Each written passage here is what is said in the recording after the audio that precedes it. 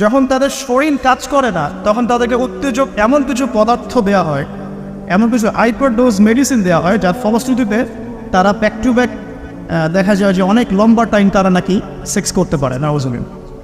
এখন পর্নোগ্রাফির সাথে পরিচিত না এমন হাজারের একজন ব্যক্তি খুঁজে পাওয়া যাবে না। ঠিক আছে, বাংলাদেশের পরিসংখ্যান বলছে যে বাংলাদেশের স্কুল পড়ুয়া প্রায় 77% ছেলে মেয়ে পর্ন দেখে। এটা আবার কথা নয়, বা আপনি গুগল করেন এবং দিন দিন মেয়েদের পর্ন দেখার প্রবণতা বাড়ছে, এটা লেখা আছে। শুধু তাই নয়, ওই 1896 সালের দিকে তারা যখন পর্নোগ্রাফি ছড়িয়ে দেয়, মাত্র 7 মিনিটের একটা ভিডিও তারা প্রকাশ করছে। ঠিক আছে, এবং তার নামও তারা দিয়েছিল, আমার নামটা ঠিক খেয়াল নাই, আর আমি এগুলো ফিল্মস দেখিনি, আমি গুগলের নামটা দেখেছি কী নাম ছিল। তো তখন থেকে নিয়ে এই পর্যন্ত এই যে নীল সংস্কৃতি চালু করে দেয়া, এটা শুধু পশ্চিমাদের মধ্যে সীমাবদ্ধ থাকে নাই, পুরো বিশ্বের মধ্যে ছড়িয়ে দেওয়া হয়েছে। এবং আপনি পরিসংখ্যান দেখবেন যে এই নীল সংস্কৃতিতে সবচাইতে বেশি যারা পারদর্শী তারা হচ্ছে মার্কিন যুক্তরাষ্ট্রে। এবং এই ব্লু ফিল্মস পুরো বিশ্বে একটা ইন্ডাস্ট্রি চালু করেছে, এর নাম হচ্ছে পর্ন ইন্ডাস্ট্রি। ঠিক আছে, এবং আপনি এবার শুনলে অবাক হবেন যে এই পর্ন ইন্ডাস্ট্রি প্রতি বছরে $97 বিলিয়ন ব্যবসা করে। $97 বিলিয়ন ব্যবসা করে পর্ন ইন্ডাস্ট্রি সারা ওয়ার্ল্ডে। 1 বিলিয়ন সমান কত? 100 কোটি। 1 বিলিয়ন সমান 100 কোটি। 100 কোটি ডলার টাকা দিয়ে হিসাব করে দেখেন কত টাকা হয়। $97 বিলিয়ন ব্যবসা হয় প্রতি বছর এই পর্ন ইন্ডাস্ট্রির মধ্য দিয়ে। এবং এই ইন্ডাস্ট্রির ফিল্মসগুলো হলিউড বলিউডের চেয়ে বেশি শ্যুট করা হয়। এবং আমেরিকার লস অ্যাঞ্জেলেস নামক একটা জায়গা আছে না, এটাকে বলা হয় পর্নের স্বর্গরাজ্য। মানে এখানেই সব পর্নের শুটিংগুলো আগে হতো। একটা পর্যায় থেকে সেখান থেকে সরিয়ে ক্যালিফোর্নিয়া নিয়ে আসা হয়েছে। কখন সরানো হয়েছে? যখন সেখানকার প্রশাসন একটা আইন জারি করলো। কী আইন জারি করলো? যে এখানে শুটিং করতে হলে বাধ্যতামূলক কন্ডোম ব্যবহার করতে হবে। নাউজুবিল্লাহ পড়বেন না? তো তারা এটা ব্যবহার করার পক্ষপাতী না, তখন ওখান থেকে ইন্ডাস্ট্রি সরিয়ে ক্যালিফোর্নিয়ার দিকে নিয়ে যাওয়া হয়েছে। তো শুধু আমেরিকায় প্রতি বছর 10 থেকে 12 বিলিয়ন ডলারের ব্যবসা করে এখানে। দ্বিতীয় স্থানে আছে ইউরোপের কান্ট্রি ব্রিটেন, তারপরে আছে সাউথ আফ্রিকা, তারপরে অন্যান্য কান্ট্রি জার্মানি, এদিকে আপনার সুইডেন, ফিনল্যান্ড, আমাদের উপমহাদেশের অনেক কান্ট্রিও আছে। ঠিক আছে, তো এই যে নীল সংস্কৃতি সারা ওয়ার্ল্ডে তারা ছড়িয়ে দিল, এখান থেকে আমি একটা নাম চুজ করেছি আর কি, যে নীল দর্পণ। আমি কিন্তু লেকচারে এখানে যাইনি, জাস্ট ইন্ট্রোডাক্টরি কিছু কথা বললাম যে নীল দর্পণ নামটা আমি কেন দিয়েছি এই কারণে। তো মূল লেকচারে যাওয়ার আগে আমি আপনাকে কয়েকটা পরিসংখ্যান দেখাই। তার আগে বলে দিই যে এর ফলশ্রুতিতে শুধু যে ধর্ষণ বেড়েছে এমনটা নয়, বরং সমকামিতাও বেড়েছে। এখনকার পরিসংখ্যান বলছে মার্কিন যুক্তরাষ্ট্রের 52% মানুষ মনে করে যে সমকামিতাকে স্বীকৃতি দেওয়া উচিত, এবং 41% মানুষ মনে করে দেওয়ার দরকার নেই। কিন্তু আইনত এটা লিগ্যালাইজড, এটা ওদের বাক স্বাধীনতা।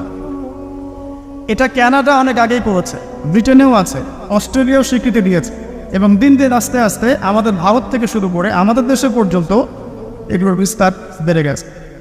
এবং তারা এখন সংগঠন তৈরি করেছে, তাদের ফ্ল্যাগ আছে, তারা অধিকারের কথা বলে, তারা স্বীকৃতি চায়।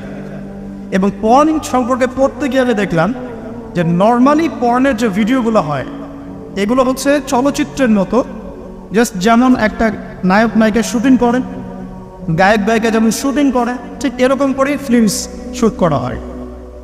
আপনি যখন এটা সার্চ করবেন দেখবেন পর্ন ইন্ডাস্ট্রি থেকে বের হয়ে আসা কিছু ওদের কথা মতে পর্ন স্টার, তারা সাক্ষাৎকার দিয়েছে যে এই জগৎটার সম্পূর্ণটাই হচ্ছে মিথ্যা এবং ফেক। যা দেখানো হয় এটা টোটালি ফেক। এবং কোনো কোনো ক্ষেত্রে তাদেরকে বাধ্য করে জালের মধ্যে ফেলে এই ইন্ডাস্ট্রির মধ্যে অনুপ্রবেশ করানো হয়, যেখানে ওদের কোনো ইচ্ছাও থাকে। একবার জড়িয়ে গেলে কোনো মেয়ে সেখান থেকে আর বের হতে পারে না। শুধু তাই নয়, যখন তাদের শরীর কাজ করে না তখন তাদেরকে উত্তেজক এমন কিছু পদার্থ দেওয়া হয়, এমন কিছু হাইপার ডোজ মেডিসিন দেওয়া হয় যার ফলশ্রুতিতে তারা ব্যাক টু ব্যাক দেখা যায় যে অনেক লম্বা টাইম তারা নাকি সেক্স করতে পারে নাউজুবিল্লাহ। তো এগুলো তাদেরই কথা, এটাতে আসক্ত নয় এমন মানুষ খুঁজে পাওয়া দুষ্কর। বাংলাদেশের রিপোর্ট বলছে যে বাংলাদেশে এখনকার ইয়াং জেনারেশনের মধ্যে 92% পর্ন দেখে। কত পার্সেন্ট? 92%। এবং পর্ন যে ওয়েবসাইটগুলো আছে এগুলো এত বেশি শক্তিশালী, এগুলোকে হ্যাক পর্যন্ত করা সম্ভব নয়। 2014 সালে বাংলাদেশের গভর্নমেন্ট যে ছিল আমি জানি না, আমি আসলে এইদিকে পলিটিক্সের খবর খুব একটা রাখি না, তারা 244টা পর্ন সাইটকে বন্ধ করে দিয়েছে। কিন্তু এমন একটা অ্যাক্সেস তারপরেও চালু ছিল যে অন্য থ্রু দিয়ে এগুলোতে ভিজিট করা যেত। সবচেয়ে বেশি পর্ন সাইট যেগুলোতে ভিজিট করা হয় তার মধ্যে এই সাবকন্টিনেন্ট বা ভারতবর্ষ উন্নত, ঠিক আছে? তো এগুলোর ফলশ্রুতিতে শুধু ধর্ষণ বেড়েছে এমন নয়, বরং সমকামিতাও বেড়েছে।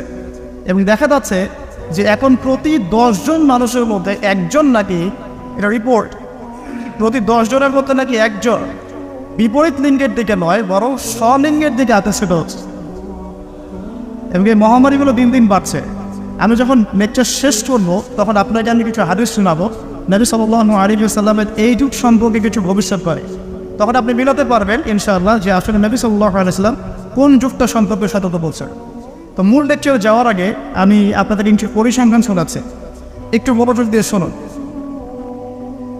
যে সভ্যতার কথা আমি আপনাদেরকে বললাম ওই সভ্যতার কিছু পরিসংখ্যান উল্লেখ করে আমি আপনাদেরকে লেকচারের সামনে দেখে দেবো ইনশাআল্লাহ তাআলা। একটা রিপোর্ট বলছে, এটা দৈনিক জনকণ্ঠকে ছাপানো হয়েছিল, এটা ছাপানো হয়েছিল 16 অক্টোবর 2020-এ, যে তারা ওয়ার্ল্ডের টপ 10 যে কান্ট্রিজ ধর্ষণের দিক থেকে, নারী নির্যাতনের দিক থেকে এদের একটা তালিকা তৈরি করে। এবং এই তালিকায় একটু গেস করেন কোন দেশ টপে আছে? যে বলেন, বুঝতে পারছি না, ইন্ডিয়াটা সবচেয়ে টপে আছে ইউএসএ, ঠিক আছে? আমি আপনাকে পরিসংখ্যান দেখাচ্ছি, তারপরে আমি মূল লেকচারে যাবো ইনশাআল্লাহ।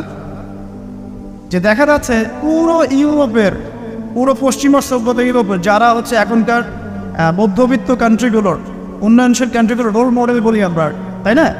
আমরা তো সবখানে ইউরোপ বানাতে চাই। ইভেন আমাদের দেখা যায় অনেক ক্ষেত্রে মিডল ইস্টের, মধ্যপ্রাচ্যের কোনো কোনো কান্ট্রির লিডার বলছে যে আমরা এত সালের মধ্যে মধ্যপ্রাচ্যকে ইউরোপ বানিয়ে ফেলবো, ঠিক আছে? তো আমরা ইউরোপ বানাতে চাই। তো ইউরোপের দেখা যায় যে 15 বছরের কম, পুরো ইউরোপে 15 বছরের কম 33% মেয়ে 15 বছরের আগেই কারো না কারো দ্বারা শারীরিক নির্যাতনের শিকার হয়েছে, যৌন নির্যাতনের শিকার হয়েছে। আচ্ছা, সামনে আসেন। আমাদের পার্শ্ববর্তী দেশ ভারতের কথা এসেছে এখানে, যে প্রতি 22 মিনিটে একটা করে মেয়ে ভারতের নির্যাতনের শিকার হয়, যৌন নির্যাতনের শিকার হয়।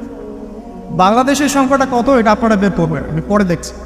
শীর্ষ 10-এর তালিকায় প্রথমে আছে আমেরিকা, যেখানে বলা হচ্ছে যে 99% পুরুষ, 99% পুরুষ এরা উন্নত যৌন বিষয়গুলোতে আগ্রহী, ঠিক আছে? 1% পুরুষ চাচ্ছে যে ফ্যামিলি হোক, নর্মাল আমি ইসলামিক যেটা চিন্তা করি যে ফ্যামিলি হোক, বিয়ে শাদী হোক, তারপরে বাচ্চা কাচ্চা হবে, এটা তারা 1% মানুষ চায়। ফ্রি সেক্সুয়াল যে রেভলিউশন, এটাতে 99% পুরুষ বিশ্বাস করে। তারপরে আসেন, তারা বলছেন যে এখানে আমেরিকাতে প্রতি 6 জন মেয়ের মধ্যে একজন ধর্ষণের শিকার হয়, প্রতি 6 জন মেয়ের মধ্যে একজন ধর্ষণের শিকার হন। এবং যে পরিসংখ্যানগুলো করা হয়েছে এটা মাত্র 16% কেসের ভিত্তিতে, বাকিরা কেসই করেন। যারা কেস করেছে, এই কাগজপত্র আছে, এর মধ্যে দেখা যায় প্রতি 6 জনের একজন ধর্ষণের শিকার হয়। তো এরপরে দ্বিতীয় নাম্বার তালিকায় আনা হয়েছে সাউথ আফ্রিকার, দক্ষিণ আফ্রিকা। এটাকে বলা হয় ধর্ষণের রাজধানী। কি বলা হয়? ধর্ষণের রাজধানী। এখানে দেখা যায় যে শুধু 2012 সালেই, অনলি 2012 সালেই 65,000 ধর্ষণের ঘটনা রয়েছে। আমি পরে আপনাকে হাদিসগুলো বলবো, আপনি আগে পরিসংখ্যানটা দোকাতে থাকে। 65,000 ধর্ষণের ঘটনা ঘটেছে শুধুমাত্র সাউথ আফ্রিকাতেই। আর সাউথ আফ্রিকার 4,000 নারীর উপর জরিপ করে দেখা গেছে যে তাদের মধ্যে প্রতি 3 জনে একজন জীবনে একবার না একবার একজন পুরুষের দ্বারা যৌন সহিংসতার শিকার হয়েছে, প্রতি 3 জনে। এরপরে আরেকটা জরিপে দেখা গেছে যে আফ্রিকার 25% পুরুষ, পুরো আফ্রিকার 25% পুরুষ, মানে 4 ভাগের 1 ভাগ পুরুষ জীবনে একবার না একবার কোনো না কোনো মেয়েকে ধর্ষণ করছে। এগুলো আমাদের রিপোর্ট না, কিন্তু আপনি অনলাইনে এগুলো পাবেন। এরপর আসেন 3 নম্বরে রাখা হচ্ছে সুইডেনকে, এবং সুইডেনকে খুব হাইলাইট করা হয়, খুব উন্নত কান্ট্রি। দেখা যায় যে 2009 সালে সুইডেনে ধর্ষণের হার ছিল 58%। কত পার্সেন্ট? আচ্ছা।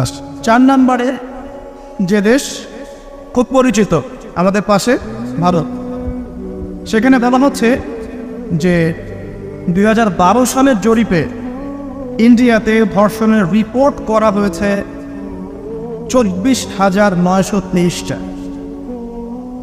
24,923। আসেন, তারপরে একজন রিপোর্টে বলছে প্রতি 22 মিনিটে সেখানে একজন মেয়ে ধর্ষিত হচ্ছে। 5 নম্বরে আছে যুক্তরাজ্য, মানে ইংল্যান্ড, যেটাকে আমরা বলি যে ওই যে রানী এলিজাবেথ মারা গেলেন, খুব শোক পালন করলাম না। আচ্ছা, তো তাদের মধ্যে বলা হচ্ছে যে প্রতি বছর গড়ে 85,000 নারী সেক্সুয়াল অ্যাবিউজের শিকার হয়, মানে যৌন হয়রানি শিকার হয়েছে। এছাড়া প্রায় 4 লক্ষ নারী এ পর্যন্ত 2012 সাল থেকে এই পর্যন্ত, মানে 2022 পর্যন্ত, লাস্ট 10 বছরে 4 লক্ষ নারী কোনো না কোনোভাবে পুরুষের দ্বারা যৌন নির্যাতনের শিকার রয়েছে, যার মধ্যে 25 থেকে 30% হচ্ছে শিশু, মানে বাচ্চা মেয়ে। তারাই তো আবার আমাদেরকে বলছে যে বিয়ের বয়স তোমরা তো কমাই রাখ। আচ্ছা, আসেন এবার আরও সামনে যাই। জার্মানির পরিসংখ্যান, জার্মানি হচ্ছে এখন 6 নম্বর। জার্মানিতে বলা হচ্ছে যে সরকারি হিসেব মতে এখানে 2,40,000 নারী এবং কিশোরী জার্মানিতে ধর্ষণের শিকার হয়ে মারা গেছে, এই পর্যন্ত হিস্ট্রি। তারপরে আরেকজন হিসাবে বলছেন যে প্রযুক্তিতে জার্মানি এগিয়ে আছে ঠিকই, তবে 65,07,394 জন নারী এই পর্যন্ত জার্মানিতে ধর্ষণের শিকার হয়েছে, পুলিশের নথিতে রিপোর্ট আছে। আসলে সামনে এটা গেল জার্মানির কথা। এরপর ফ্রান্সের সেম কথা, 75,000 নারী প্রতি বছর ধর্ষণের শিকার হচ্ছে, যাদের মধ্যে 10% হচ্ছে শিশু। এবং কানাডার কথাও এখানে আছে, কানাডাও লিস্টের মধ্যে হচ্ছে 8 নম্বরে, যেখানে বলা হচ্ছে এই পর্যন্ত 25,16,918 জন রিপোর্ট করেছে। এবার বলতে থাকে শেষ হবে না। 9 নম্বর আছে শ্রীলঙ্কা এবং 10 নম্বরে আছে ইথিওপিয়া। এই হলো 10টা দেশের তালিকা। আলহামদুলিল্লাহ এখানে বাংলাদেশের নাম নাই। শুধু তাই না, বাংলাদেশরা এই টপ 10-এর মধ্যে কোনো মুসলিম কান্ট্রির নাম নাই, ঠিক আছে? তো এরপরেও তারা দেখবেন বোরখা, হিজাব, নারীর স্বাধীনতা, নারীকে লুকিয়ে রাখছো, হ্যাঁ তোমরা পোশাক নিয়ে বেশি কথা বলো, বাড়াবে, এই কথাগুলো ওরাই এদেরকে শিখায়।